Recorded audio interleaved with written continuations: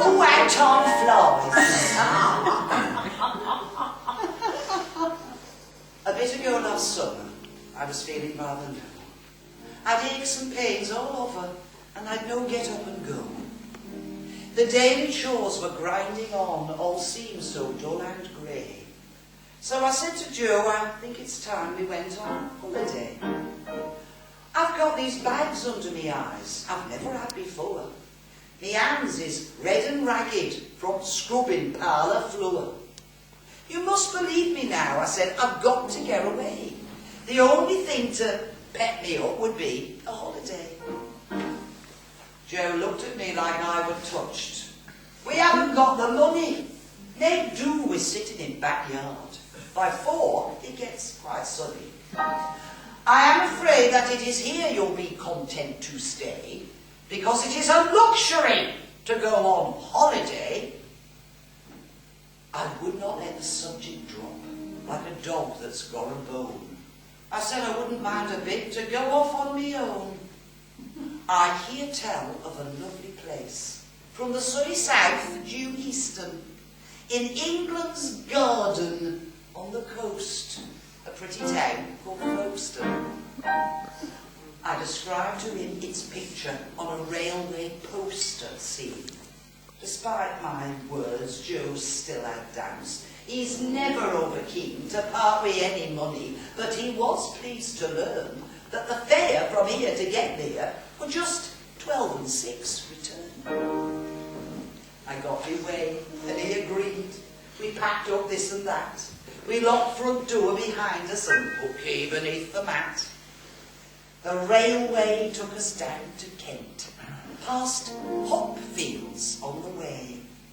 We put up at a boarding house for them on holiday. Next morning I were ready, I were raring then to go. For the rain poured down in torrents, I'd no time for feeling low. I took Joe out along the pier, though he did dilly-dally. I said, look at all that water, and that steamer goes to Cali. The rain eased off. There was a cliff that rose up through the trees. We never could have climbed it, so caught lift up to the leads. We sought Metropole and Grand Hotel, where rich folks take their ease. Then back we went to Westward Ho, fresh mackerel for our teas. We spent some time down on the beach, ate whelks and jelly deals. Me boots come off, bare feet on sand, just to see how it would feel. Joe rolled his trousers to his knees and paddled in the water.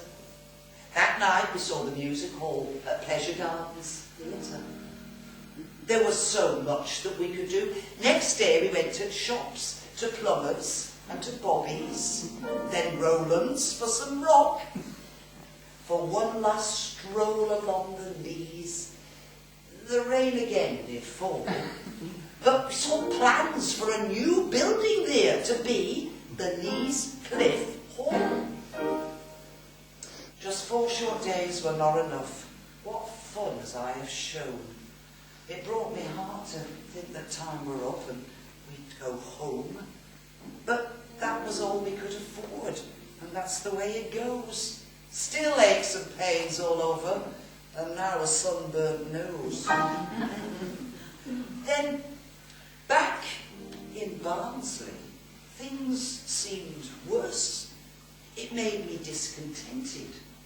And Joe were right about the cash. It seemed we'd overspent it. Did we really think there'd be no bills for us to pay?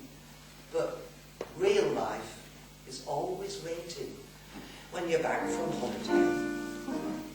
I thought perhaps it's better not to go away at all. I wish I could be woken here by the haunting seagull's call. If only we could leave all this, I'd go at any price. For to live in